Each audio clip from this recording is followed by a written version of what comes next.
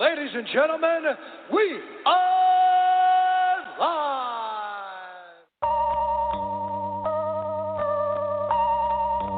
Lyrically, I'm untouchable, uncrushable. Running in a 600, running in a 600. Untouchable, uncrushable. Running in a 600, running in a 600.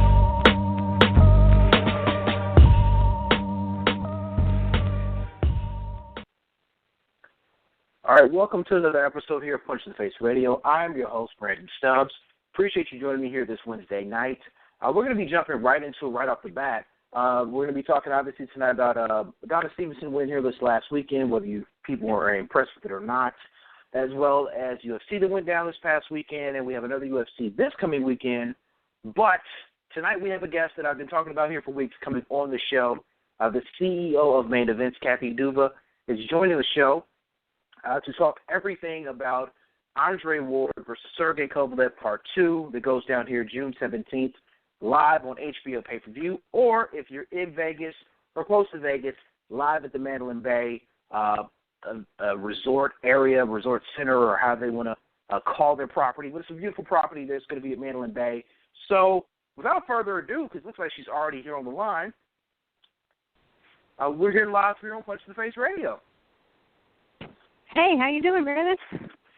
I am doing great. I appreciate you taking up the time to come on the show. I'm always happy to talk to you. Well, What's going appreciate that. Well, we've got a lot going on. Like I said here, June 17th, so next weekend, we're doing it again. We're doing the rematch here, Andre Ward versus Sergey Kovalev Part II. You know, I'm going to start off with you asking this question. So we're gonna rewind it back to how we even got to this point. You know, when that final bell rung here on November 19th last year, what was going on in your mind before the scorecards were read out? Oh, well, I always get nervous when the scorecards get read. I've been through too much, like an abused child. The Whitaker Chavez fight and the Whitaker Ramirez fight and the Holyfield Lewis fight and on and on and on. You know, if you look on the list of the top 10 worst decisions in boxing history, I think Main Events has been on the wrong side of about 5 of them. So I always get nervous when the cards get read. So I was nervous. Now, then, after the scorecards were read, what was then your impression once they gave those final numbers, and unfortunately Kovalev came out on the losing side of that? Yeah, well, obviously I didn't agree, but this is boxing, and that's part of what you sign up for. And you know, if you can't manage to stop your opponent, then you're leaving it into the hands of 3 other people, and it is what it is. It was now for the record, and I've caught flack for this because people said I had it too wide. I actually had Kovalev winning by 5 points there. I've watched the fight a second time with no commentary going on, nothing like that, just literally. It was actually the feed that they actually showed in the T-Mobile Arena. So it was just boxing. It was nothing else, no words, just a crowd reaction. And I scored the fight 5 rounds, 5 points more for Kovalev. So people said it was kind of a bit extreme, but a lot of people in masses, especially in boxing media and a lot of fans, thought that Kovalev had won the fight. Was there any sort of, I don't want to say satisfaction in that, or did it help you guys as a camp at all, knowing that so many people thought he came out the victor and just got pretty much raked over by the judges? Oh, of course. I mean, look, as Sergey keeps saying, I would rather lose the way I did than win the way he did. I guess that may be a little extreme statement, but I've, again, been through this with most notably Whitaker and Chavez, where, the front page, the cover of Sports Illustrated, I have a 3-by-5 foot copy of it in my basement, hanging on the wall, where the cover of Sports Illustrated said Robs. And that was a draw. And with a picture of Purnell, on the front and the words Robs across his body. And, there it was. That's the I guess of all the fights I've gone through, that's the closest to that feeling of, well, okay, this clearly it hurts a lot to lose, but at least if the world thinks that you won, that's better than losing and having the world think you lost. So you take what you can, You have to look on the bright side of things. Yeah, and for the record as well, with that fight with regards to Pernell Whitaker, Chavez Sr. I thought Pernell won. So years later, when De La Hoya beat the bejesus out of Chavez Sr., it was some sort of vindication for me, like he deserved that for scoring Pernell. That's just my observation. That's well, I wish you would have, when that happened, but I wish you would have given Pernell. No, I wish you would have given Pernell a rematch, which you never did. So let's give some credit to Ward because he's doing it. But fun fact: the only other time Ring Magazine's #1 fought #2 in the pound-for-pound ratings was that fight, Whitaker and Chavez. So Main Event has the distinction of promoting both of the times because this is what's happening here with Kovalev and Ward. #1's fighting #2. So it only happened once before, and that was 24 years ago. Now, you said, at least to Ward's credit, he decided to give a rematch compared to what Chavez Sr. did years ago with Pernell Whitaker. It was seemed kind of like at the beginning of this year, really towards the back end of last year, that we weren't sure if we were going to see this or not because Andre Ward did a lot of, let me just say, bizarre talk in regards to saying us media didn't appreciate him, that he could just retire and leave.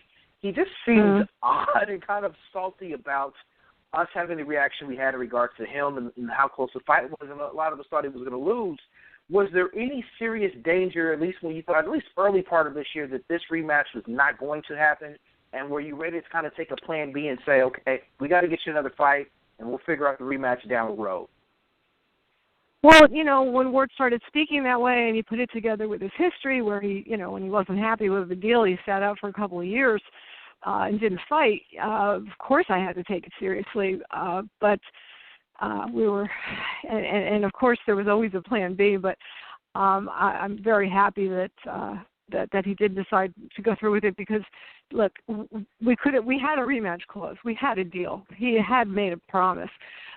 You can go to court and you can collect damages if you can prove all of that, which we thought we would have been able to do, but you can't get your belts back in court. So this is better. And Sergey he asked was, put it in my hands. When we made this deal with Ward, Sergey had 3 belts, Ward had none. The deal was, if you want this title fight, you're going to have to promise a rematch if you lose. That is the same deal that the Klitschko's make with all their opponents. That's the same deal that Golovkin makes with his opponents. When you are a fighter of that status, where you can somewhat dictate the terms, that's the term you dictate, and we did. Sergey, that's pretty normal. That's pretty normal protocol for most champions, and championship bouts, especially larger names like you said. That's pretty normal protocol to have that rematch clause because, Floyd's had it for years, never lost, but he's had those provisions in just in case something does go awry or goes wacky. So, made sense. Well, again, like I said, this is boxing. Things happen. Crazy things happen. So you want to have, you're putting all that on the line, 3 belts. Look, a lot of promoters would be looking for 3 options on the guy. We weren't looking for anything like that. We just said, if he loses, he wants a chance to get his belt back. And so here we come. 10 days away. 10 days away. Now, with that being stated, is there any sort of provisions in place here for a third bout? If Sergey were to come out to be victorious, is this something we can honestly see a trilogy of, where there are 3 fights back to back to back? Is that something to where it's not a provision, but something you guys aren't against maybe down the line, or maybe even, immediately if the fight is that good, that competitive, or that close again? Well, there is no provision in the contract for a third fight. At this point, before the second fight happens, there's no point in speculating about what could happen if Sergey wins. First decision is Sergey wins. Then we all sit down and we decide what we're going to do next. All right. Well, now, one thing that we had, I posted questions here to our group here at Saturday Night Boxing's Facebook page. One question that was asked very prevalently was, seems like the fight isn't getting promoted enough. And I want to run this conspiracy theory to you. Now, again, boxing's weird, but when I heard this, and when I heard it, kind of made me put 2 and 2 together. Now, stay with me here for a minute because it's kind of wacky. That Andre Ward is purposely not really doing a lot of heavy promotion on this because he's guaranteed so much money for Rock Nation, and that he's purposely sandbagging the promotion to screw Sergey on the points on the pay-per-view. Now, when I heard this was actually before he dipped out on the face-to-face the Sunday after Triple G and Canelo and Julio Cesar Chavez Jr. when everybody was out in Vegas. I actually heard this days before that happened. So, boxing is very weird. We have a lot of conspiracy theories, but do you think there's any sort of weird truth to this, to where he really has that much disdain towards Sergey, to where he would eat money himself to say, you know what, I'm not even going to promote this that much because I already got this money from Rock Nation. I don't care. I mean, is this something that any grain of thought to where this could actually be something so crazy he would do? Couldn't even begin to speculate on that. You'd have to ask him or the people around him. I just don't know him well enough to know what he'd do. That sounds crazy. You're right. Look, if he intends to have a career after this fight, and if he intends to be a fighter in the pay-per-view category, that this would be a very, very bad way to plan your future, because you have to have the networks and the pay-per-view distributors believing in your ability to sell. And look, he's we've seen the things he's done. He's walked away from the face-off. We spent tens of thousands of dollars on that, and HBO crew changed their plans, changed their weekend, flew out, got up at 4 a.m, went to the studio, planned it all, and now from what we're hearing, he knew the night before that he wasn't going to do it. That's not the way to treat people who are in a position to advance your career. Just today we heard he's got another interview HBO asked for he's not going to do. He can do whatever he wants. It doesn't matter. Sergey's a champion. He is a professional champion. Ward made a big deal of Sergey missing an interview. In the 5 years I've worked with him, it's the only time he's ever missed an interview. He was late. That's all it was. And things happen. But nevertheless, when it's over, Sergey Kovalev will still be a star, whether he wins or loses. And he will still be in demand, and he will still have a following, because he understands that if you want fans, you've got to give some of yourself to them. That's the bargain. And if you want to be the guy who doesn't want to give any yourself to the fans, well, then you're not going to be a star. And that's just how this works. So whatever. He can do what he wants. Completely agree. Completely agree there, because I know people are still going to want to know and want to see Sergey, whether he wins or loses, sure, what his next step is going to be. So I mean, I couldn't agree more on that. Now, one more thing that, kind of gets your opinion on, that another weird thing surrounding this fight is a lot of weird stuff that's popped up more and more. But, Ward's kept saying that Sergey Kovalev's trainer, John David Jackson, reached out to him, and a lot of convoluted conversation there. Have you seen any sort of relationship strain in your time around Sergey and John David Jackson as they prepare for this fight, or do you think it's all just a smokescreen from Ward's camp to try to get in these people's heads before the rematch happens? Well, look, I'm not going to tell you there's never been any strain between Sergey and John. I mean, they've been together for, over 5 years now. I mean, this is a marriage. I don't know if you're married, if you've ever been married.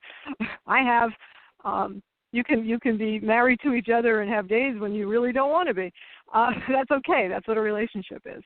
And it's kind of funny that whatever happens, and John's claim is that they approached him, which logically seems to make more sense to me.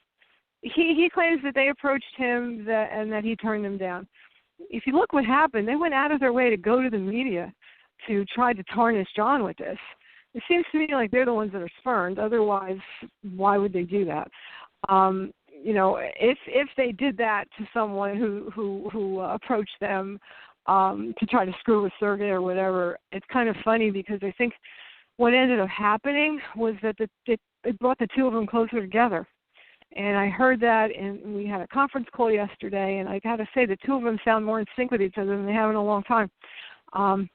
It's funny. People think that for a relationship between a trainer and a fighter to work, that it's supposed to be, love and kisses all the time. But the truth is, Don Turner says if your fighter never gets, and he's to me the dean of, boxing trainers that are alive today. He said if your fighter doesn't ever get mad at you, then you're not doing your job. Again, back to Pernell Whitaker, who keeps coming up. He and George Benton, there were several years where they didn't talk to each other unless they were in the gym. They absolutely hated each other. I could come up with a bunch of others. Arturo Gatti and Buddy McGirt, for a good long time, if they were still together, didn't speak to each other unless they were in the gym. It's a job. And the way I look at it, somebody offered John a job, like anybody else if they get offered a job. for more money than they're making or whatever, or different position, you think about it, you consider it. He did. And after thinking about it and considering it, he said, no, I'll keep the job I have. And that's perfectly fine. And I think from what I understand, Sergey kind of sees it that way. And if they did have any differences, I think this may have caused them to air them out, which is, again, if you're in a relationship, you know the best thing to do if you're unhappy with someone is to talk about it. And let's kind of force their hand. So I want to thank the award camp, because if there was any strain between the two of them, it seems to have dissipated since this little stunt they pulled. So kudos. Yes, it could backfire on them come June 17th. I'm going to say this. I know it's media. I shouldn't say this, but I'm really rooting for Sergey Kovalev because I've never liked Andre Ward. He comes off as kind of smug to me, so I really hope it backfires on him. I mean, we all have our opinions, but I openly say this. I'm supposed to be biased. He's one fighter I don't particularly care for, so I'm rooting for Sergey Kovalev. I'm openly saying that, and I'm saying it to you, saying it to our listeners. They probably know, given as much slander as I've thrown at Andre Ward throughout the years, but it is what it is. So, we do have some Facebook. We have some Facebook questions I do want to throw out at you about some other people underneath the main event umbrella that some fans want to know some questions on. One in particular, we actually had two on, was Curtis Stevens. What's next for him? You know, he suffered that devastating KO loss to Lemieux here a few weeks ago. You know, how is he doing? What is the actual plan for him to get back in the ring? Are we going to see him before 2017 is over? At this point, we don't have a plan. He is, I think, still reassessing what he wants to do. That was it's a brutal fight, and sometimes you need to take a little time and take a few steps away, make sure that that this is where you want to be and what you want to do. So he's doing that now. And another question was from Brendan Patrick. He wanted to know why Kovalev has never actually had a translator do his interviews with him. He says he speaks broken English, which he tries to do, but he says he just insists on doing it by himself. Do you think that's hurting his popularity and him growing as a fighter? Oh, I hope not. In fact, I think the fact that he is trying so hard to speak our language speaks volumes about how much he cares. That the people here, care about him, follow him. Speaking through a translator, he does occasionally. When we get to interviews where the subject matter gets a little more complicated or a little more nuanced, there have been some cases in this promotion where he has had a translator by his side because he really wanted to make sure that that what he wanted to say got across in a way that everyone would understand it. And he's been, learning. He's always learning new words. He learned the word smug on this promotion when he was trying to describe what irritated him about this war. What he was trying to say it. I think what you're trying to say was smug. He's just like, oh, okay. But we can laugh. Russian. It's a really difficult language. It has a different alphabet than we do. Think about that. So he had to learn our alphabet. Then he had to learn our language. He has to come here, and he goes back and forth between the U.S. and Russia. So he's immersing himself in one language or the other for weeks at a time. And somebody yesterday on again, one of the reporters on the phone call said, wow, I'm really impressed with how your English has improved. And we saw the same progression with Tomas Adamek. If you keep talking through an interpreter, you're never going to force yourself to do that heavy lifting to learn all that vocabulary. So he keeps trying and he keeps learning and he gets better every time I see him. And I admire him for that. That's a really hard thing to do, but it meant a lot to him, and it has from day one, to be able to communicate with us directly so that the people here, would get to know him. Another question, I honestly think he does a great job of it. I actually appreciate him and guys like Triple G. They're broken English in many ways. I find it, I don't mean this in a bad way, but I find it cute because sometimes they'll say things not completely knowing what it means, but they're actually hitting it right on the head when they're describing fighters sometimes. So tell him keep doing what he's doing, despite what Brendan Patrick says. One day I was standing with him. In a restaurant, and some guy walks up to him and he starts calling, "Man, like, why do you keep knocking out my homies? Why do you keep knocking out my man? Why do you knock out everybody?" And he was clearly a fan, and he was just like, "Why do you keep doing that?" And so he goes, "I like to make the game." I just thought, what a great way to put it. I like to make the pain. And it's so genuine and so honest, and it's refreshing. I don't know. I like the fact that as he speaks English better and better, we get to know him better every time. Every time he comes back, and every time we do another fight, he improves, and we just learn more about him. Now, another question here from the Facebook page from Rich Blacklock wanted to know, why haven't they seen Sergey Kovalev on the West Coast? They want some West Coast love. They want to see him fighting over in California. Is that something maybe going forward that we could possibly see him, play to the Mexican fans, because he does bring the pain. The Mexican fans like that, and he's want to know, can they bring Russian love over to the West Coast? Oh, absolutely. The Forum or the StubHub Center, those are terrific places, and we definitely have that on the bucket list. And I've actually had conversations about putting some of his fights in California from time to time, and for one reason or another, it just didn't work out. But I would be surprised if you don't see it one of these days. It's something we definitely want to do. Now, another name I did want to bring up to you that the fans are going to be able to see on the preview portion of Kovalev Ward Part II on HBO's YouTube page is Vaughn Alexander. He is the brother of welterweight contender Devin Alexander, 9-0 middleweight. He spent some time away, unfortunately incarcerated, but he's come back. He's strong, and you guys seem like you're somewhat fast-tracking him, helping make up for lost time. How excited are you for him to not only see his progression and his growth since he's came out, but what do you see as maybe being his future going on for the rest of 2017? Oh, he is a dynamic, exciting fighter, and his story is fascinating. He is one of those guys who, in some respects, reminds me of a Mirror Man story. He went away and he paid the price, and then he came out of it a better man. And he really and truly is, I think, someone who's going to really make a statement in the middleweight division, and I see a situation where he could absolutely come to dominate it. I mean, for a guy with 9 fights and a big long break between the first, what was it? I don't have the stuff in front of me. Maybe 6, and then the last 3. He's on the fast track, and he's exciting. He's exciting to watch. When I see him fight, I think of Marvin Hagler.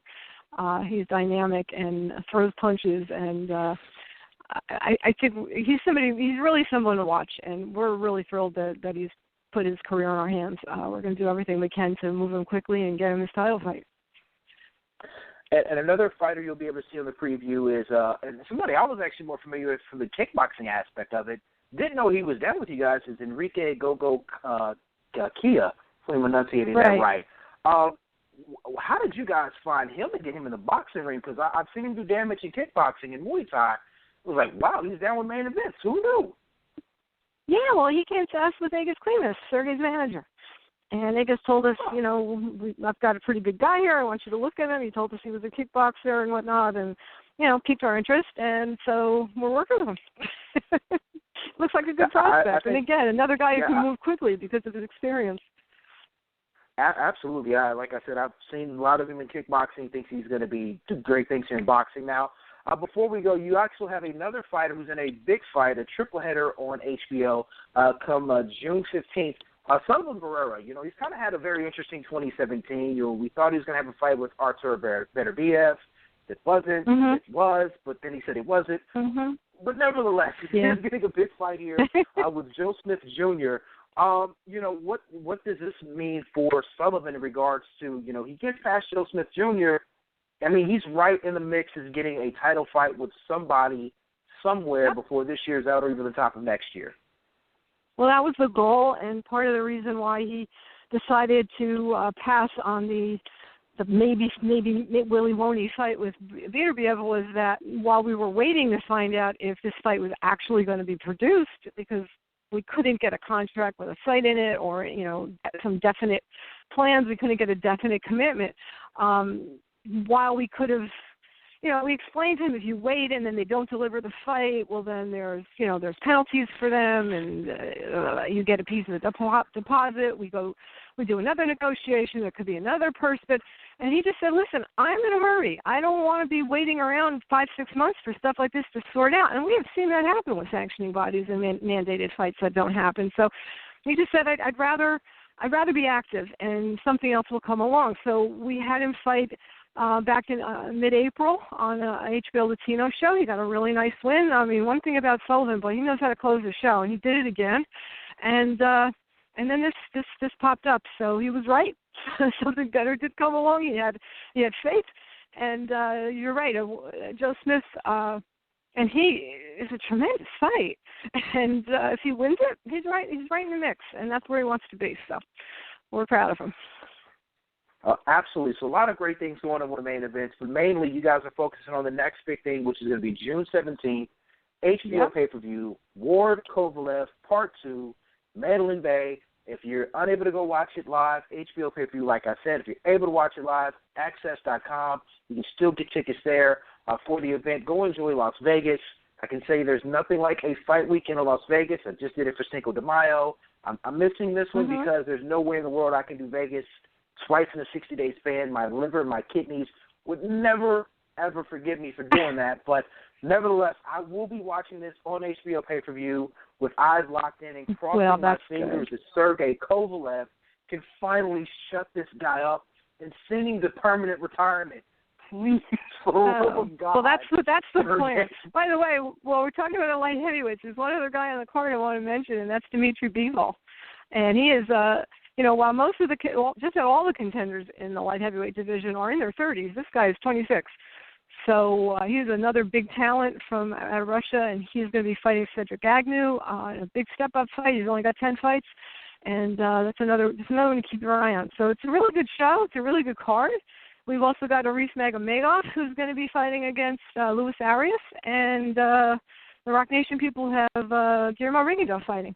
So it's going to be a big night, and well worth it for anybody who wants to tune in.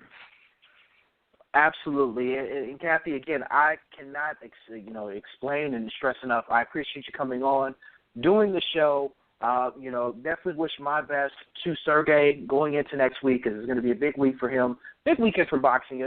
Boxing here so far in 2017, we've had a lot of great karma. I think the boxing gods have blessed us. I think we're in for another treat here come next weekend. The first one delivered, it was better than what I thought it was going to be. Honestly, thought Sergey was going to whitewash him, which he kind of sort of did in my eyes. But Ward took credit. He stayed in, was sturdy towards the back end of the fight. But I think we're going to see more of the same, possibly a much more vicious Sergey Kovalev to prove a point here in the second bout. Oh, but definitely. Definitely. I can't stress enough, man, how much I appreciate you coming on the show. And we wish you the best of luck here next weekend. Again, June 17th, HBO pay-per-view, Ward Kovalev Part II. Okay, thank you, Brandon, and we'll miss seeing you in Vegas, but I look forward to seeing you the next time we see you. Absolutely. I'll be with you in spirit. All right. Okay. Thanks. Bye. All right, once again, that was the legendary, the one and only CEO of Main Events, Kathy Duva, joining the show. We appreciate her taking out the time, joining us here this first segment of the show to talk Ward Kovalev 2. Obviously, next week, with it being fight week, I'll get more of an official breakdown of the fight card and how I see it playing out come next week. But, like I said, I try to be unbiased as I can on the show. But anyone who knows me well enough knows I'm not a fan of Andre Ward. Respect what he can do, respect his ability, respect his resume and what he's accomplished. Not a fan of him as a person. I have my personal reasons for that. My personal runs in with him. Just can't do it. Can't do it at all. But big thank you to Main Events for providing Kathy here to us here on tonight's show. We also, this is a perfect segue. We're talking about a light heavyweight championship fight here that's going on next weekend. This past weekend we had one with Adonis Stevenson fighting Andre Funfara Part 2. It was a rematch none of us asked for, and quite honestly, it was a horrifically bad fight. The fight lasted a round and a third, I guess, with Andre Funfara's corner throwing in the towel. That was Virgil Hunter, his trainer, throwing in the towel. Funfara got knocked down, really just had nothing to offer. Adonis still does have a good left hand, but you look at his level of competition he's faced here in the recent years, really since beating Chad Dawson, it's not really there as far as top to bottom to guys he's actually fought, beat, this at a top caliber level. He didn't exactly want to call out his next opponent. As much as Jim Gray there at Showtime, shout out to Jim Gray for pressing him, doing the best he could, but he never really said he called out who he wanted next. He, said Al Heyman, whatever the fans want to see, yada, yada. As he's dressed up in a cape and a crown. We all know at this point, granted, Adonis may be the millennial light heavyweight champion of the world. It is abundantly clear that the number one light heavyweight in the world will be determined next weekend. And I think that goes without saying. That's what everyone in boxing knows, all the boxing respects, is Kovalev Ward are 1 and 2 in the division. They would be looked upon as still being the number one guy in the division. The loser's still going to be looked at as being number 2 with Adonis 3. So, until he's willing to fight one of these gentlemen, even if he fights the loser of next weekend's fight, I have no problem with that. It's just that, at this point, he needs to fight someone with some legitimate resume to be called himself the true champion, the true number one guy here in the 175-pound division. We do have a caller here on the line, so we got a caller here from the 503. I'm going to bring you on the air. You're live here on Country Face Radio. Hey, yo, what up, Brandon? Hey, man, what up? This host Sway from Portland, Oregon. What's up, man? Can you hear me? What's going on, man? Yeah, man, just here. You kind of caught me right now, but I'm just driving. But yeah, man, let's talk. Excited about this weekend, man. There's only really one fight that I wanted to bring up real quick before I bring up the Kathy. Well, let me talk about the Kathy Duva. Kathy Duva is she's pretty cool a cool promoter. It's kind of cool that there's she's pretty much the only female promoter out there, right? And it's kind of cool for boxing, because we don't have that, so that's pretty dope. And but yeah, that Ward Kovalev, man, I can't wait for that fight, man. It's gonna be sick. I got actually, man, if I could predict the fight, man, I think this one, I think we see a trilogy in Ward Kovalev, man. I think we see a third fight, man. What do you think about that? Because I think about the way I see Kovalev coming into this fight, man. I just feel like he's hungry.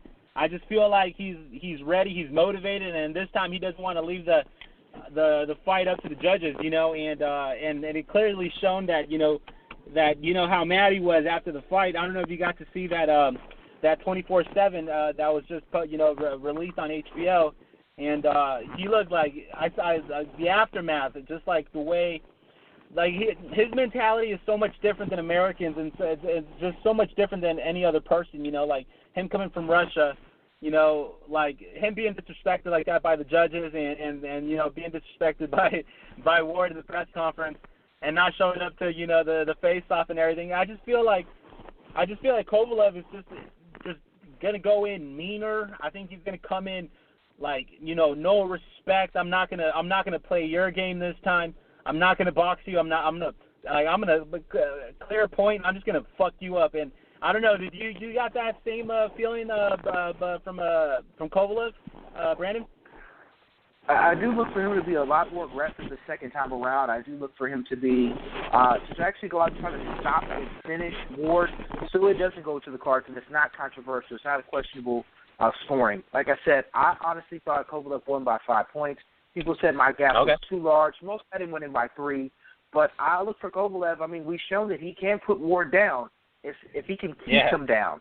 And that's going to be the problem. The problem with that, though, is if he goes in too overly aggressive and lets too much emotions out and he gasses himself out or he punches himself out trying to go for the knockout early, the later half of the fight, will he have enough juice to hold off Ward? Because that's kind of what happened a little bit in the last fight, to where I could see where the judges would give Ward the nod because, Kovalev wasn't busy enough in those later rounds. So it's going to depend upon how he's able to control those emotions early on in the fight. And if he does get the knockdown, that he doesn't go punch crazy and punch himself out and not have enough if the fight does wear on. Yeah, man, I agree. And what are your thoughts about this new kind of Andre Ward we're seeing? I don't know if you've noticed, but he just seems to be on a different.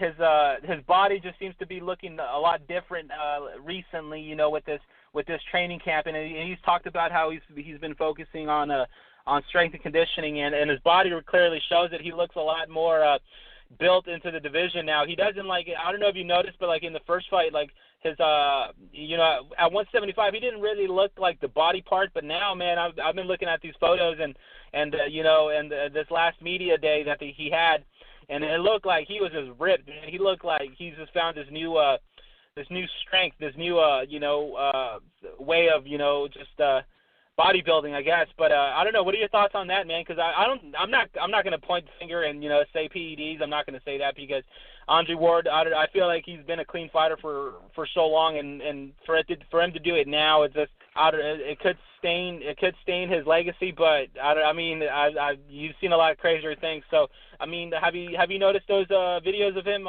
looking different?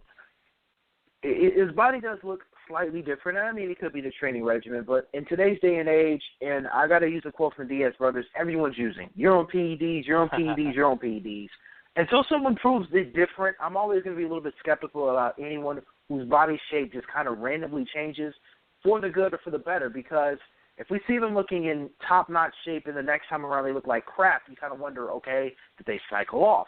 If they look great in shape compared to the last time, you got to wonder, okay, what are they doing? Now, in this case with Ward, I will say this. It could be within, really, this is going to be really his second real, I don't want to say legitimate fight in light heavyweight, but his first really important fight, a second really important fight here at 175, to where he's maybe gotten himself better at conditioning, better used to the weight compared to him fighting years at 168. So, I could see this being legitimately him putting on weight, him putting on muscle, and him just training differently. And he also knows what he's going to be facing in front of him the second time around. So he's maybe put his body in a better conditioning shape to maybe take those hard shots from a naturally larger fighter in Sergey Kovalev. Yeah, man, it looks like he is, man. That body, that different body just looks like he's like war ready too, you know what I mean? Like he's preparing for a different Kovalev, and he knows it, man. He's disrespected him, and he feels like this one's almost like a grudge fight now. Like the first one was all respect, but then this one is just going to be just all grudge. Like I just feel like this one's there's no way this one's not going to live up to the hype, man. I just really do think so, and I really do think. In my opinion, I think, if I could predict a little early, I'm going to be on the show next week too, but I just feel like Kovalev is going to take this fight. And, I say unanimous decision this time. I don't think he puts away Ward, but I do think he hurts him. And I do think this time the judges can't deny him. And, man, that's for a little short of my prediction right now, but I'll have more for you next weekend after, next week and next show when I do a little bit more, video searching and, just look up more into this fight. But also, man, before I go, man, I just wanted to mention this the weekend fight. I just want to mention that I think we all need to watch it. I think casual fans need to watch it. I think the hardcore fans need to watch it, especially it's on a Sunday. Don't forget about Brandon Rios' comeback fight on PBC, first time on PBC. So this is kind of, I don't know if he's signed with Heyman or he's in talks with Heyman. I don't know, but I know this is PBC is an Al Heyman thing. So that's pretty cool that he got picked up there. So, I'm excited for this fight, man. It's the return of Brandon Rios. So it's he's fighting Aaron Herrera 10 rounds. This one's going to be I think this one's going to be nice, man. This one's going to be nice for the fight fans. And, and I really do hope Brandon Rios pulls it off and he looks great. And we see a different Brandon Rios where he's not that, Robert Garcia fighter where, he slacks off and he's really, carries a lot of weight around his mid-waist and just looks sloppy, sluggish, and I don't want to see that Brandon Rios. I want to see the new and improved Brandon Rios. And from the videos I've been seeing, man, he looks hungry, he looks ready. And it's sad that that Victor Ortiz fight fell through because I was fucking excited for that fight, man. I couldn't wait to see that fight, but it looked like Victor pulled out, and for some reason he didn't want to take that fight. And but Brandon Rios, man, he still continues with his career. And I just wanted to mention that, we should all watch it, man. We're all fans of this shit. So, dude, this one's going to be nice, man. And, but yeah, man, I don't really have too much to say. But I'm looking forward to that UFC card, too. Mark Hunt versus Derek Lewis. the Black Beast, man. I can't wait to see that dude, man, because he's been little by little he's been making me a fan of his, and I hope he pulls it off, man. Him going to New Zealand, that's a tough fight for him. So we'll see. And also I wanted to mention that we got a new king at 145. What's his name? Max Holloway. That's pretty cool. That was a dope fight for while it lasted. He took it for Hawaii, and that's pretty cool. So, but yeah, man, I don't have too much to say. I'll definitely be back on the show next week, and I'll be listening, brother. All right, man. Appreciate you calling in, and definitely next week. Next week we'll be talking War Kovalev 2, obviously, and possibly a guest here from somewhere in MMA. I'll have to check my emails to see if that's confirmed or not. But it'll be fun next week, so definitely tune in. I appreciate your enthusiasm and appreciate you listening to the show, man. Cool, brother. I'll be listening. All right, man. Right on. All right, later, bro. All right, shout out to Jesse in Portland, avid listener here at Two Punch to the Face Radio. We appreciate that. Now, it's I was going to finish up here in regards to Adonis Stevenson. Edner Alvarez is actually now his quote-unquote mandatory. He was also on the same card as Adonis here this past weekend. Is he being overlooked? Yes. Part of it is his own fault for his promotion and his promoter, but all signs point to that will more than likely be Adonis Stevenson's next fight, because we know contractual-wise, PBC, main events, HBO, Showtime, we all know it's all convoluted, and, Adonis is not going to have a fight versus the War Kovalev winner. Alvarez is going to be his opponent. Now, what Alvarez did here Saturday was, he outclassed John Pascal, but what we also saw was John Pascal may be, and I think we might have really somewhat embraced that and really understood it watching Saturday. John Pascal is one tough SOB. He took a lot of shots that a lesser guy would have went down from, but he hung in there. He lost in the cards, but he hung in there. It was a questionable majority decision. One judge has it at a draw. The other two had it for Alvarez, which was clearly Alvarez's fight.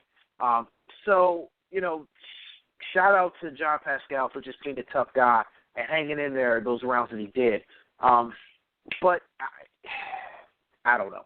So I put that out there here to the listeners. So, is Edner Alvarez being overlooked? Now, something else I put out here to the people here on social media is I put the poll out here earlier today, was Adonis Stevenson's knockout of Andre Fonfara a big deal, not a big deal, or who's Adonis Stevenson?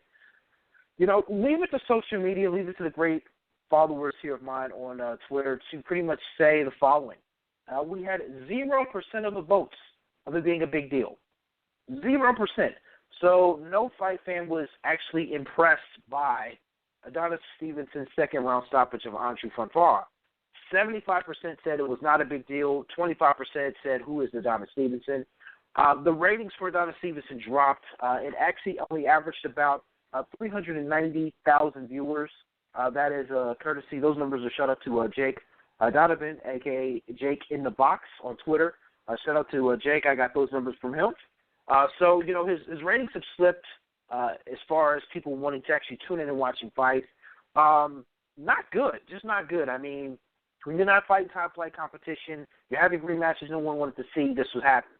Now, I predicted this was actually going to happen this way, but it slightly didn't. See, Andre Fonfara's last fight was against Chad Dawson, which he was losing the fight until he got a miraculous stoppage, I want to say like the 10th round. I had said going into that fight, if Dawson won, look for Dawson to get a rematch against Adonis Stevenson. Well, Fonfara won instead, and then Fonfara ended up getting this rematch that we saw here Saturday night. So, for the fight fans, it could have been far worse. We had Fonfara, or it was going to be Dawson that Stevens would have fought here this past weekend. Go figure. Now, as Jesse was saying here, that we do have another fight this weekend.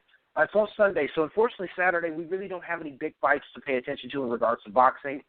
We do have on Sunday a rare Sunday card, which is kind of weird. We have Brandon Rios, as Jesse stated, returning back to the ring after a year-and-a-half layoff. Now, I kind of wonder, and I like Brandon Rios, but you have to wonder why. He made a lot of money when he fought Manny Pacquiao, and the thought was, I honestly didn't think he was going to come back. And we had fights after that. He ended up fighting Diego Chavez, Michael Alvarado for a third time, and then Tim Bradley. He's lost 3 out of his last 5 fights of those, and he's just been in a lot of wars. He suffered a TKO loss here to Tim Bradley his last time out, and that was November of 2015. So it's been literally a year and a half since he has fought. He lost a chance to win a WBO welterweight title. So, a year and a half away is a long time in a boxer's life. And you have to kind of wonder, a time away, is that a good or a bad thing? Now, from one aspect of it, it does give a fighter's body time to heal. And when you've been in the type of wars Brandon Rios has been in, it helps. It definitely helps your body to heal up. Because let's face it, those Alvarado fights were wars. He wasn't even wars before that. Richard Abreu fight I thought was a war, a very tough contested fight. Obviously, the Manny Pacquiao fight, it was, a one-sided Manny Pacquiao decision. Diego Chavez fight was a rough fight that he won via disqualification, and obviously he suffered the TKO loss to Tim Bradley. So really the course of the last 5 years of Brandon Rios' career, he has had a lot of hellacious, tough, hard fights. So you have to wonder with something like that, what does he have left in the tank? What does his body physically have left to offer at this juncture? And, I mean, that's a sad thing to say about a guy who's, I think he's 31 or 32 years old. He's 31. Just recently turned 31. It's a weird thing to say about a guy who just turned 31. And you just don't know. You don't know what he has left in the tank. Now, if I'm looking at this right, it almost looks like his opponent has been taken off of the list of So I'm looking here on BoxRec and Brandon Rios' fights, and his opponent is now listed as being to be announced. Well, that's not good. I'm looking to see if anything has changed, but I haven't heard any news about Aaron Herrera being off the card. So, well, I guess it's still Aaron Herrera who he's fighting. It's no longer on there on BoxRec, but we'll see. In regard to that, I've seen nothing press release-wise was going to be anything different. So, but nevertheless, like I said, you have a year and a half away.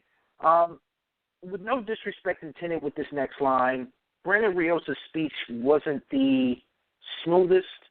He was sounding a little punchy. You just have to wonder about a fighter's health at this point. As I'm getting punchy and talking that way myself. But you have to wonder about a fighter's health after being in so many brutal battles, so many tough wars. Obviously we know when he trained with Robert Garcia, those guys go hard in the gym. Make no mistake about it. If you've ever watched any sort of 24/7, any sort of video footage at all of a Robert Garcia training camp or training footage, like those guys, they spar and they spar hard. So with something like that, you wonder, a fighter who's had that many tough fights in ring, the amount of training and sparring he's had throughout the years, what's left of him. He is training with new trainers at 10 Goose Boxing Gym out of Van Nuys, California. I don't know. I am interested to see how Brandon Rios does look on Sunday. What does he have left? 31, year and a half away from the ring. It leaves more questions than answers. We'll get some of those answered here come Sunday, but I don't know if it's going to be enough for us to say wholeheartedly he can make noise at 147 going forward. Can he make fun fights? Absolutely. As far as being a champion again, that's a whole other ball of wax. I think even with a fantastic performance for Sunday, we would need more bouts to see if that's truly the case. But nevertheless, he is one of the fun personalities in boxing. He brings a lot of energy. You got to like his smile. You got to like his enthusiasm. And just him as a person for boxing, it's good to have him around. So from that aspect, I wish him the best of luck. I will tune in on Sunday and see how he looks and see what's left and see if this is a new chapter for him training at the 10 Goose gym there out of Van Nuys.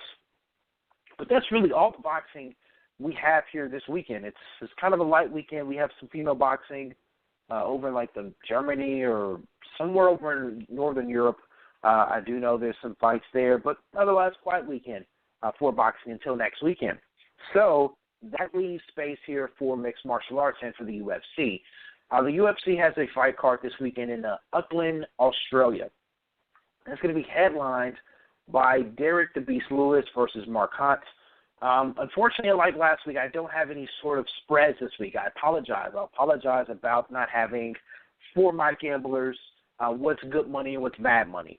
So, as I will state, as I stated last week, these fight picks are for entertainment purposes only.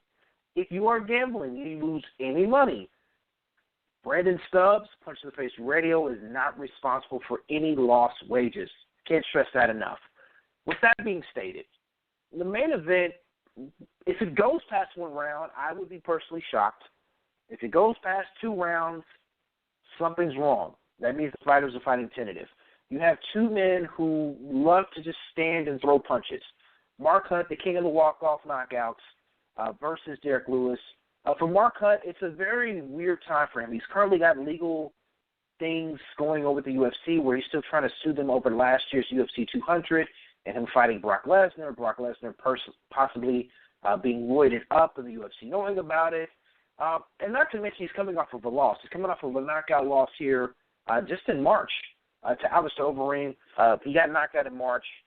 He also, that was his first fight since losing to Brock Lesnar last summer in July.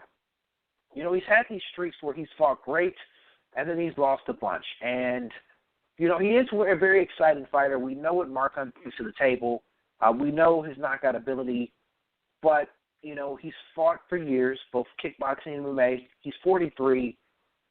Kind of got to wonder if that chin has now said goodnight and if it's not really there anymore. Keep in mind, he's won back-to-back fights against Frank Mir and Antonio Silva, knocking both those gentlemen out in 2015 and 2016. But really has only had, you know, the fight against Brock Lesnar and the knockout loss here to Alistair Overeem in March. So not as busy as I would like to see him throughout there, but you never know with regards to the litigation here with the UFC if this is going to be his last bout with them. For Derek Lewis, Derek is currently riding Derek's on a 5 or 6 fight win streak right now. Knockout win over Travis Brown here in February. You know, wins over Roy Nelson. Knockout to Gabriel Gonzaga. So, you know, Mark Hunt, if he's able to knock him out, would be a huge feather in his hat because that gives him another name on his resume. And he's quickly building himself up in the rankings there in the UFC's heavyweight division, which quite honestly is extremely thin and could use some star power and can use somebody with some personality. And, you know, he definitely has that. He has that kind of weird charisma about him that can make him a star if he really truly wants to be. Now, as for the fight itself, like I said, if it goes past one round, I'm honest to God going to be shocked. Really, I think right now I have to give the edge to Derek Lewis. I look for him to knock out Mark Hunt. Although I would say this would be a perfect storybook ending if Mark Hunt was able to get a knockout win in New Zealand, you know, possibly his last fight for the UFC. It'd be a great way for him to go out if it were to happen that way. But I just think Derek Lewis has too much right now with the tank. And I really wonder about Mark Hunt's chin after all these years and getting hit on and getting knocked out in kickboxing and MMA. You know, how sturdy is that chin going to continue to be to take these shots in fights? I think this is going to be one of the nights that we're going to say he looks old. He looks like a 43-year-old fighter. So I'm picking Derek Lewis for the win. Your co-main event of the night is Derek Brunson versus Dan Kelly. Derek Brunson is another one of these guys. He kind of flies beneath the radar a little bit. Now, he's coming off of 2 back-to-back losses. A questionable decision loss to Anderson Silva here, UFC 208 in February. Then a knockout TKO loss to Robert Whitaker here this past November. Prior to that, he was actually on a really nice run. He had won 5 straight fights. So when he stepped up in competition, he struggled a little bit. You know, Dan Kelly is another one of these fighters that you just don't know always what you're going to get from him. He's going to be fighting kind of a home crowd. You know, he's from Australia. He fights in New Zealand. He's currently riding a 4-fight win streak. He won a split decision over Rashad Evans here in March. Not really a lot of buzz about that fight. Nothing that really kind of made you say, you know, separated him from anyone else. They're in the middleweight division. But I like Derek Brunson here because Derek Brunson showed a lot in the Anderson Silva fight. He wasn't scared of the moment or who he was facing or intimidated by that.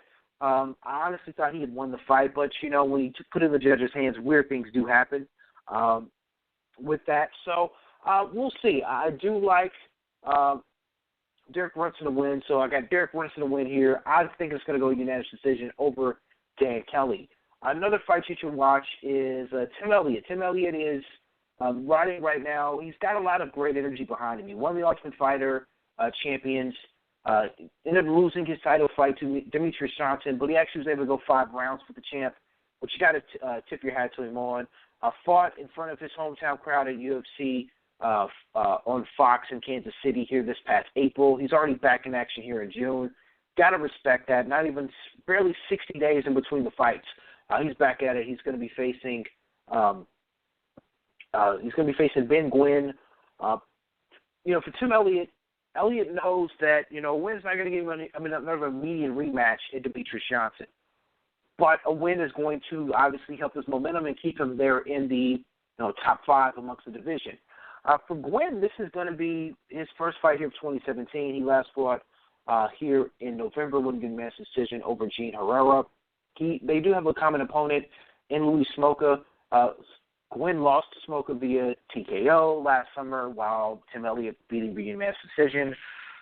I got to go with my hometown guy. I'm going to be a homer. I like Tim Elliott to win there as well.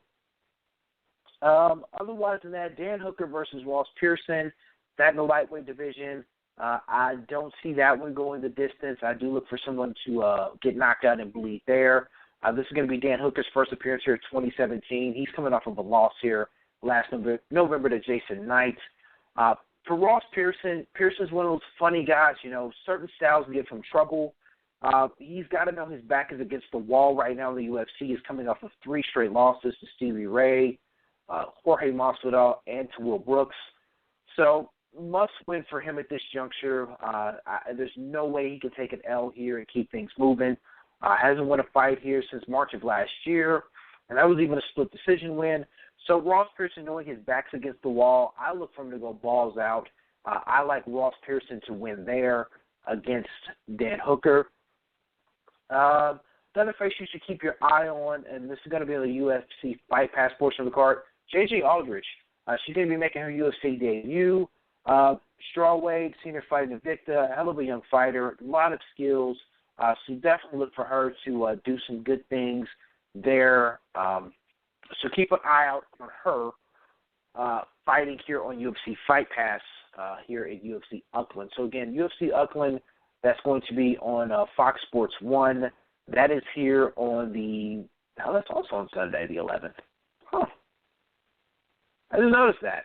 So a lot of fights there. So, yeah, you got UFC Auckland on Fox Sports 1. You also have boxing on Fox Sports 1. So big fight day for Fox Sports 1. So good deal. I didn't realize that. So Saturday we really won't have anything to do. Wow. That's kind of awful. So we have no fights to watch on Saturday. It sucks. Go out and go watch Wonder Woman. I don't know. One thing I do want to touch on in regards to last week's fights.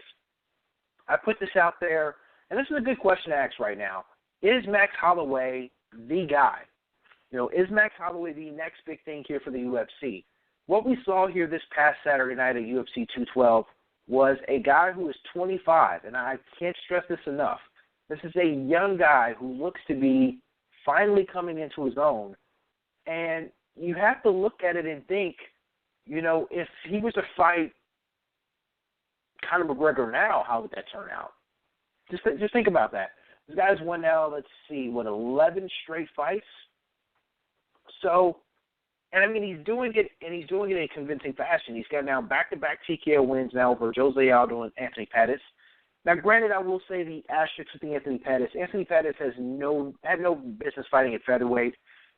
So I don't want to discount the win because he went out and did what he was supposed to do against Anthony Pettis, and Pettis knowingly went to fight air at 145. But Anthony Pettis is not a featherweight. Let me make that abundantly clear. But, also amongst the tear that he's had, like I said, Pettis, Aldo, Ricardo Lamas, Jeremy Stevens, Charles Oliveira, Cub Swanson, Cole Miller, Andre Feely, so, I mean, the guy has beaten legitimate fighters. He's not being thrown turd fights or cans or guys who really shouldn't be in the UFC. He's fighting legit fighters and beating them. And, you know, what we might have saw, and I don't think what we might have saw, I think what we did see here this past Saturday at UFC 212, we saw passing of the guard. You know, the torch has now been passed to Max Holloway to run with it. For all intents and purposes, and granted, he's still going to grow into his body. You know, keep in mind, he's 5'11", he's 25. I don't think he's going to be able to fight at 145 the duration of his career, but I think he's going to be able to do it at least the next year, year and a half. Get a couple fights in, a couple title defenses. But what we're going to see is possibly the best featherweight in the world, period.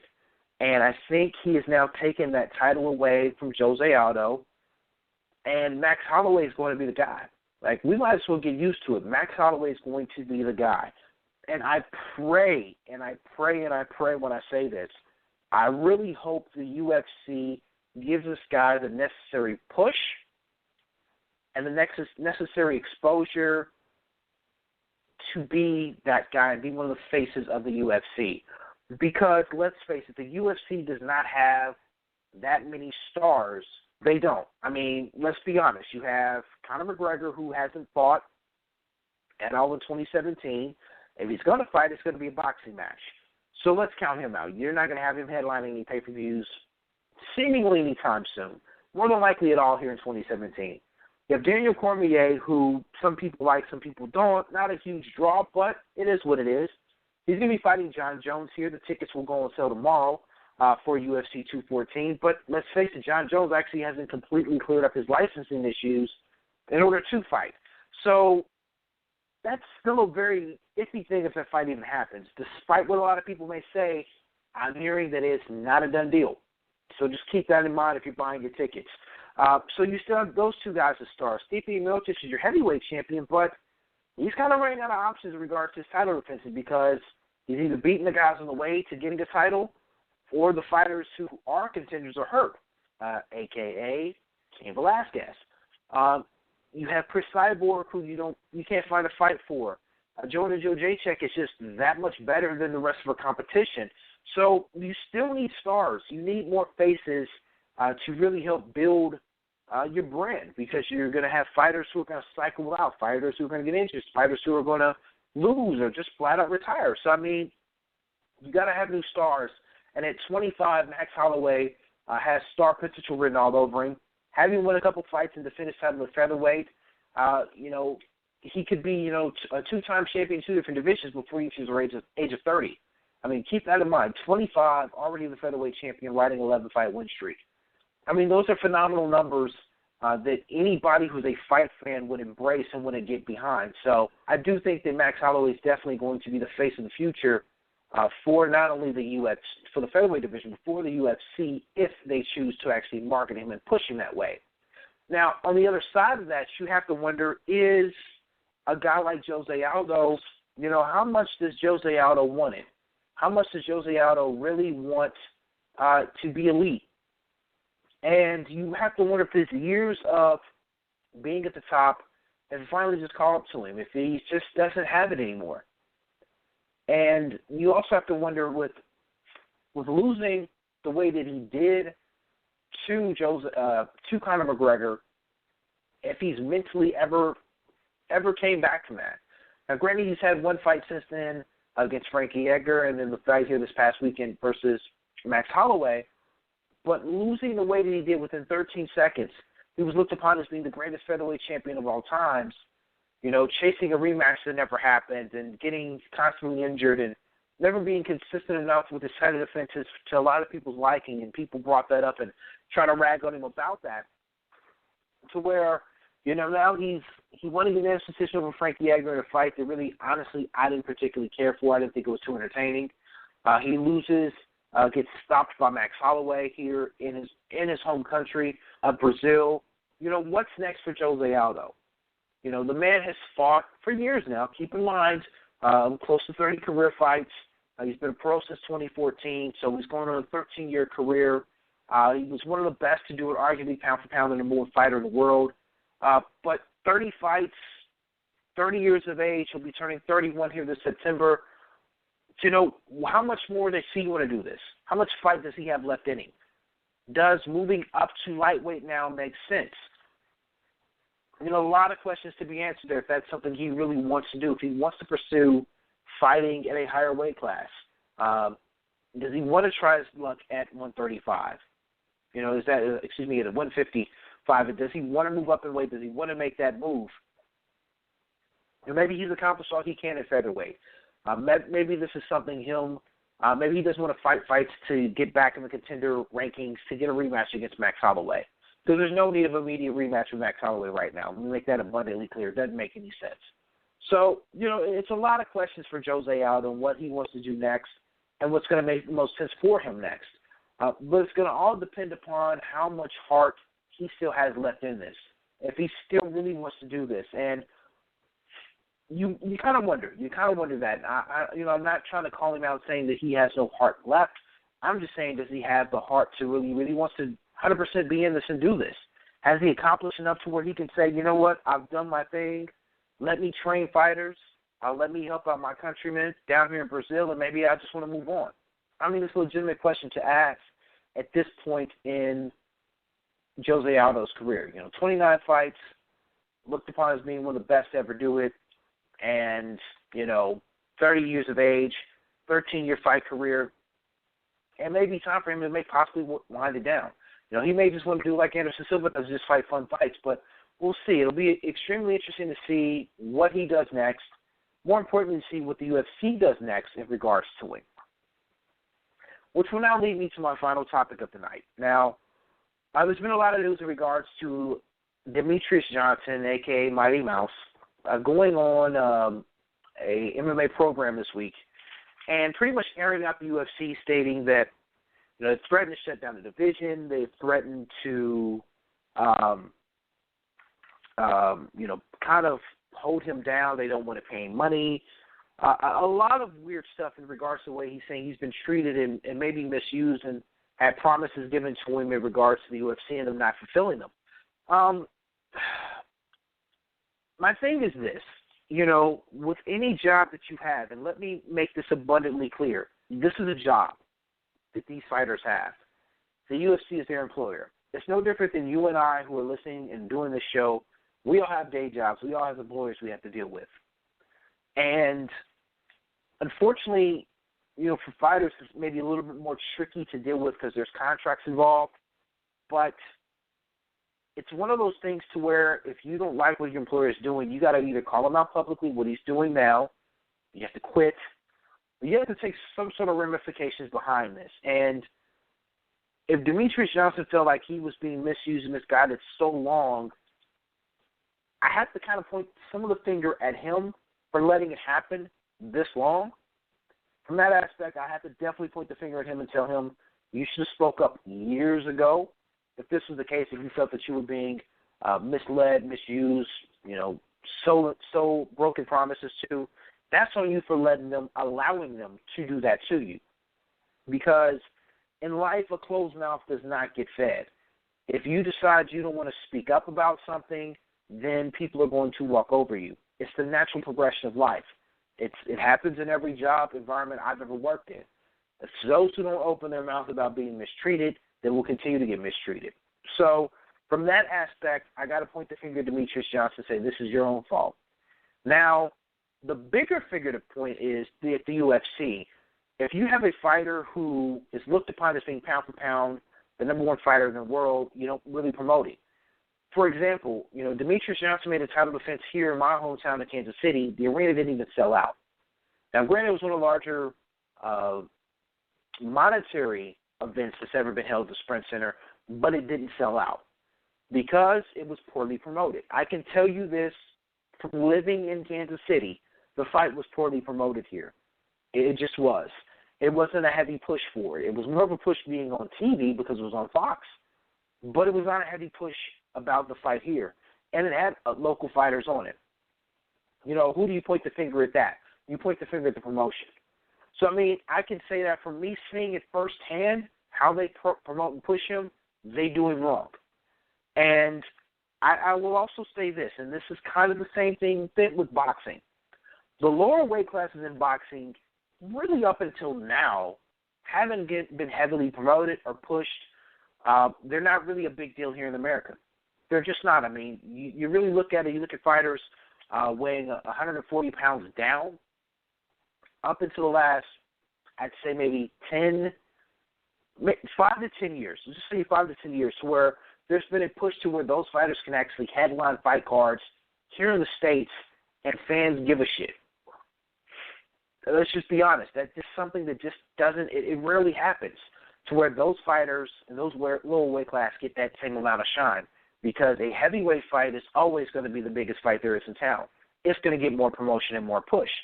It's happened with boxing for years, and unfortunately it's happening with Demetrius Johnson right now in the UFC. The UFC would prefer pushing these bigger weight classes than they would the smaller ones. It's the same principle. It's the same model as boxing. And how he's surprised by this is kind of just doesn't show me he doesn't know his history in regards to how this is done. It's just smaller weight classes, you're just never shown the same amount of respect. You can be the best fighter in the world. You're still not going to get the same level of respect as far as a marketing ability goes as the larger weight classes. You're just not. Is it fair? Absolutely not. But when you're in these lower weight classes, this is something you have to understand.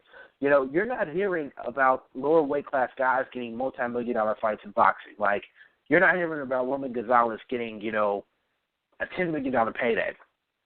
You're not hearing about that. He's one of the best fighters there is in the world. You're not hearing about Vasily Lomachenko getting a $25 million fight deal from Top Rank. You're not hearing that in boxing. You're not going to hear that in MMA. You're not going to hear Demetrius Johnson is getting guaranteed X amount of $1 million to headline a pay-per-view. It's just not going to happen. And, I mean, we know how great he is. Even if they promote him and push him with this final title defense he has here, there in the bantamweight division, for him to break the record for most consecutive title defenses, it's still not going to draw a high number, despite who they put him in the cage against. It's just not, because smaller fighters just aren't promoted and pushed that way.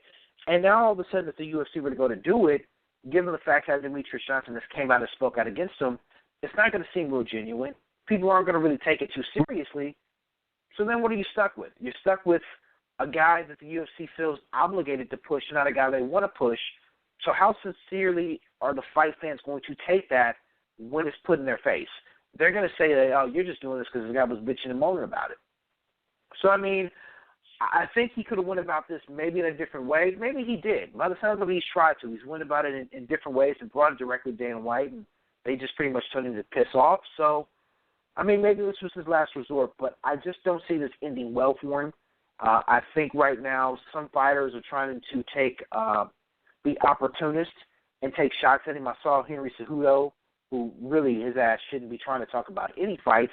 He needs to consistently make weight and actually win more fights consistently.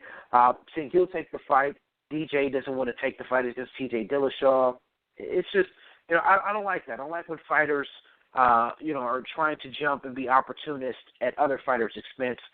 It's more important and more clear more and more right now that the fighters in the UFC especially, they seriously need to look at a union, because until that happens, you're going to have more and more of the same. You're going to have more and more of the same issues being brought up. You know, certain fighters feeling they're underpaid, feeling undervalued, while others are not underpaid and undervalued. They're maybe they play the game well. You know, everyone wants to be Conor McGregor and call their own shots, and it's a shame that this is what the UFC is starting to come to. It's really just an odd situation all the way around for that. So there's that in regards to Demetrius Johnson. Now, next week we may have a fighter here from the Professional Fighter League. Now, if you're not familiar with that, go to punchtotheface.com. There's actually a press release in regards to that. What they are, they're formerly the World Series of Fighting, but the Fighter League, the PFL, they're going to do fights in regards to seasons. So we have a season winner, to where these guys actually had an off season, if you will.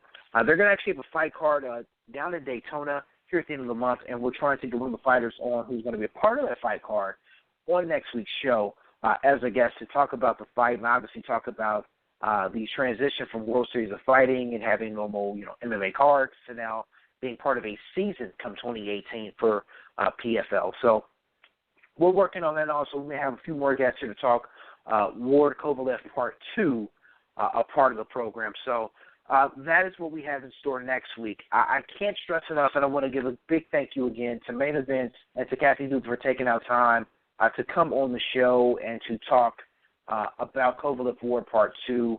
Like I said, next week we'll have more on it. I'll give you pretty much already know which direction I'm going to go, but I'm going to give my official reasoning behind that, break the fight down more in regards to that. So next week, Kovalev Ward Part II will be the talk explosive MMA. We'll recap here the UFC Upland card.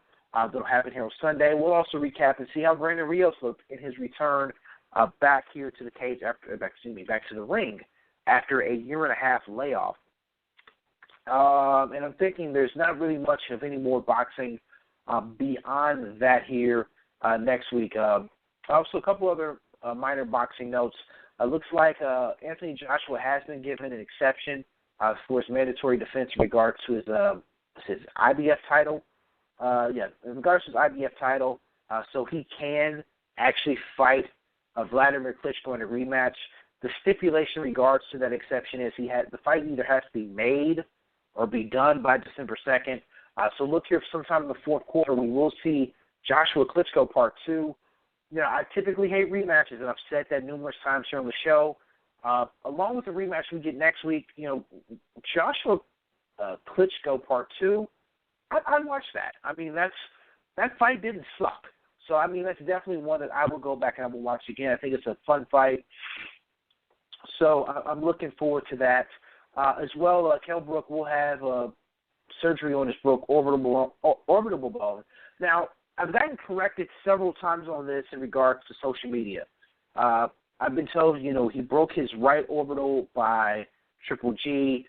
I just want to state this. I was only going by what Kell Brook said in the post-fight interview, both verbal, which I played here on the air, and what he said here in print to Sky Sports. And everybody's saying, Triple G broke his right one. This one was his left. All right, I'm just going by what the hell the man said. So he is going to have surgery on his broke left orbital bone. That's more than likely going to happen here sometime. It's actually scheduled here for June 16th. You'll more than likely not see him again at all in 2017. Don't look for him to do anything at all in regards to boxing. I still question if we'll even see him again before 2017, if we see him again, period, for that matter. So, he's going to have that surgery again. I apologize to everyone for getting the wrong side of it. I'm just going by what the man had said. Other boxing news, Arthur Abraham is going to be facing Chris Eubank Jr. This is going to be for one of the belts that Eubank has. Really, it's going to be a step up in competition for Eubank. I will give him his credit there. He does hold some sort of minor belt. I think it's like an IBO or IBA or some kind of one of the alphabet soups belts. But to his credit, this is going to be far and away the toughest competition he's had at this juncture of his life and of his career. The problem is he's facing a 37-year-old version of Arthur Abraham. I mean, we know what we're going to get out of Abraham. I don't know. I commend Eubank for stepping up, but I don't think it's going to be too much of a challenge for him. But I think it's going to be very much a learning experience for him facing such a tough veteran. So shout out to him for willing to make the fight. Yeah, that's pretty much it, man. Good show this week. Fun times. Appreciate Jesse from Oregon calling in. Shout out to my tweeters who sent out some tweets to me. Shout out to Josh Lopez, JJ Lopez _11. Shout out to Brandon Rios for actually retweeting that, me talking about them being back in the ring after a year and a half away. Let's see. Also here, Talking Sports, which on Twitter is at Boxing, UFC, NFL, NBA. Wow, they love their sports. I had asked if Adonis Stevenson doesn't fight Ward Kovalev winner next, will his next fight be a waste? Talking Sports responded and says he has no interest in fighting top talent. So shout out to Talking Sports for that reply there. Yeah, so that's what we got here for this week's show. Shout out to people for me making fun of. I'm not even going to repeat their Twitter handle, but pretty much they had said that they wanted to know if Rock Nation was going to have Beyonce performing during Kovalev Part II. No, I don't think that's going to happen. When Ramiro, a.k.a. Blogger Boxing, wanted to know if he could walk out with Kovalev here for the fight. Don't know if that would be a good idea or not. What else we got? Oh, and if you didn't know, it's official now that Triple G and Canelo will be in Las Vegas at the T-Mobile Arena. I can tell you this as someone who travels a lot. If you've not already booked your flights and booked your room for Las Vegas that weekend, you're screwed. You're not going to be able to afford it. It is sky high in regards to the cost right now. So, if you're able to do that, let me know how that works out for you. The tickets have not went on sale for the event, but they will be going on sale. I assume here in the next week to 2 weeks. But yeah, the fight's now in Vegas. Everything is now marked up in price. Mexican Independence Day weekend there in Las Vegas will be crazy. I will not be partaking in that, unfortunately. I will bow out because I did not book early. So to all of those who did, I commend you. But for all of those who didn't,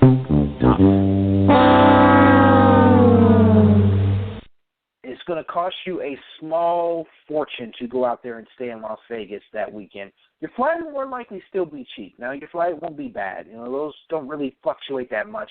You can still get a good flight. But as far as the rooms go, if you're staying anywhere on the Strip, that's not going to work out for you. So, best of luck with that to all the fight fans who did book early and still plan on going out to Las Vegas to watch that fight.